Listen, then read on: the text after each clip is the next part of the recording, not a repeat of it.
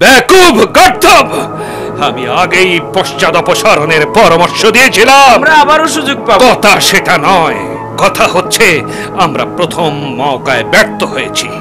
এখন তারা ভাবছে তাদের আল্লাহ তাদের পক্ষে যুদ্ধ করেছে। শুনে রাখো আমার কথা, এখন তাকে কাবু করা আমাদের পক্ষে প্রায় অসম্ভব হয়ে দাঁড়াবে। সেও তো একজন সাধারণ মানুষই। সাধারণ মানুষ তোমরা, সে নয়। তার মতো মানুষ পৃথিবীতে একবারই আসে। ভেবো না, আমাদের অর্জিত প্রত্যেকটি স্বর্ণ মুদ্রা আমরা তার বিরুদ্ধে ব্যবহার করব। আমরা আরো বেশি করে অশ্ব এবং অস্ত্র ক্রয় করব। মুহাম্মদকে দেখিয়ে দেব কাদের শক্তি বেশি। হে আল্লাহর রাসূল, মক্কার কুরাইশরা 3000 সৈন্যের বিশাল বাহিনী নিয়ে মদিনার দিকে রওনা হয়েছে। অপরদিকে আমরা মাত্র 700। সবার সঙ্গে আলোচনা শেষে মহানবী সাল্লাল্লাহু আলাইহি ওয়াসাল্লাম সিদ্ধান্ত নিলেন যে মুসলিমরা একটু এগিয়ে গিয়ে উহুদ পর্বতের নিকট কাফেরদের মোকাবেলা করবে।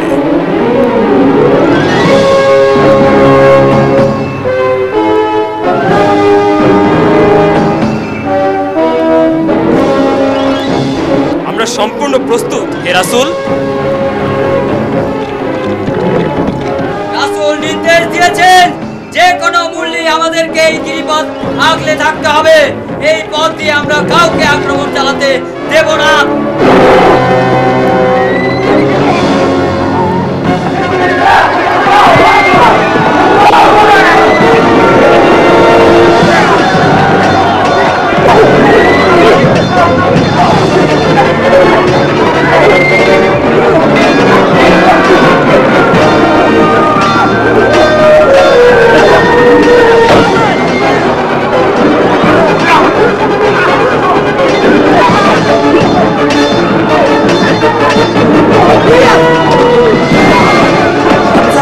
হামজা কতল হয়েছে, হামজা কতল হয়েছে।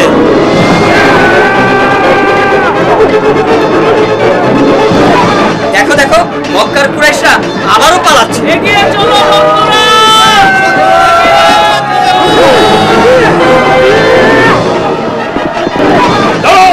পালিয়ে যেও না, ওই করো। তারা ছত্রভঙ্গ হয়ে গেছে। আমাদেরও পিছু হটতে হবে। না, এখনই নয়। আরে তোমরা কোথায় যাচ্ছ? যুদ্ধে সহযোগিতা করার জন্য।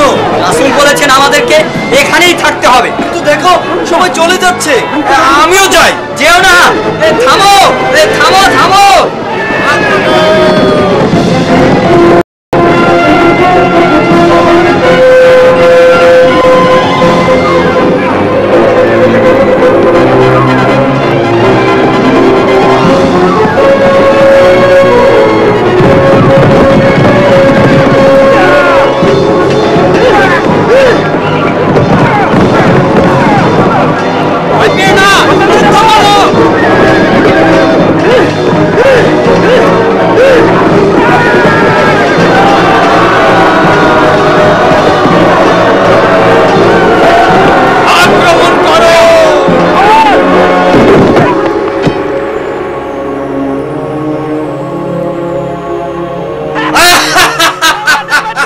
মুহাম্মদ নিহত হয়েছে।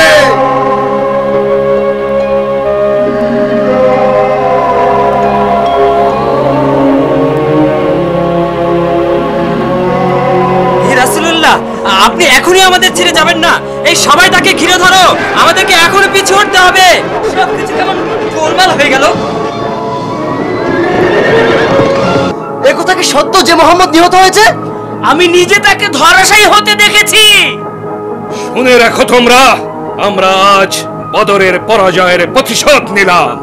আজ আমাদের দেবদেবীরাই বিজয়ী হয়েছে। আমাদের মধ্যে যারা নিহত হয়েছে তারা জান্নাতে গেছে।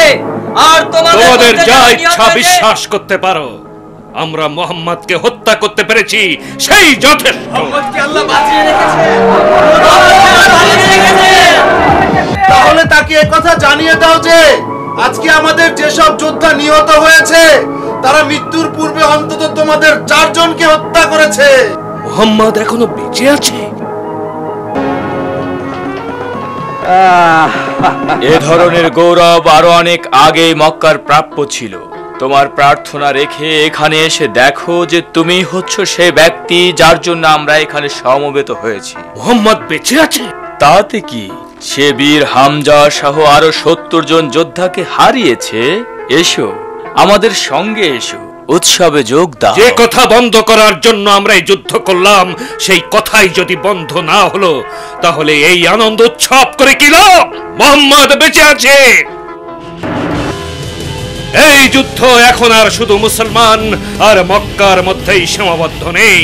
যতক্ষণ না আমরা মোহাম্মদকে হত্যা করতে পারবো, ততক্ষণ পর্যন্ত আমাদের কোনো বিশ্রাম নেই। আরবের প্রত্যেক গোত্রপতি এ ব্যাপারে আমার নিকট কথা দিয়েছে। ইসলামকে নির্মূল করব, কাউকে জীবিত ছাড়বো না। আমার যা আছে সব কিছুর বিনিময়ে হলেও মুহাম্মদের অবসান চাই। 10,000 সৈনিক? আমরা আমাদের চেয়ে দ্বিগুণ বড় চৌগুণ বড় বাহিনীকে পরাজিত করেছি, কিন্তু এটা তো মাত্র 10,000 সৈন্যের বাহিনী। তাদেরকে ঠেকিয়ে রাখার তো কোনো পথই দেখছি না। আমরা এখন কি করতে পারি ইয়া রাসূলুল্লাহ? পারস্য দেশে আমরা অশ্ববাহিনীর আক্রমণ প্রতিহত করার জন্য নিজ দেশ বা নগরের চারদিকে প্রশস্ত ও গভীর পরিখা খনন করতাম।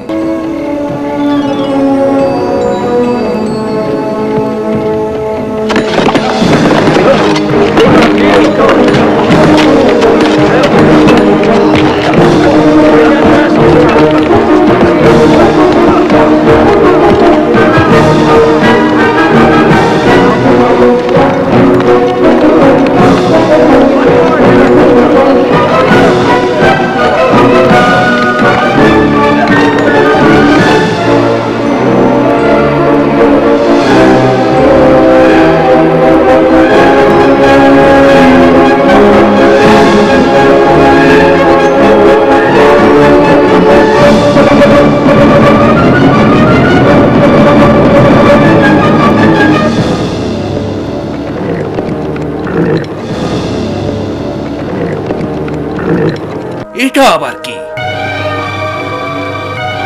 এমন কৌশল তো গোটা আরবে ইতিপূর্বে কখনো দেখেছি বলে তো মনে হয় না। আমরা বরং এখানে অবস্থান করি। তুমি গিয়ে খুঁজে দেখো এই দীর্ঘ খন্দকের কোথাও কোনো সংকীর্ণ জায়গা পাও কিনা, এবং সেই দিক দিয়ে আক্রমণ করো।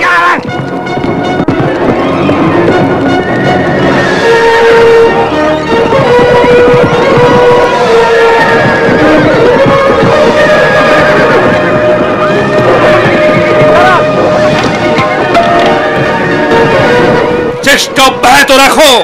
এক প্রান্ত দিয়ে খাদ অতিক্রম করার চেষ্টা করো, আর অন্য প্রান্ত দিয়ে মাটি ফেলে সেটা ভরাট করার চেষ্টা করো। যাও।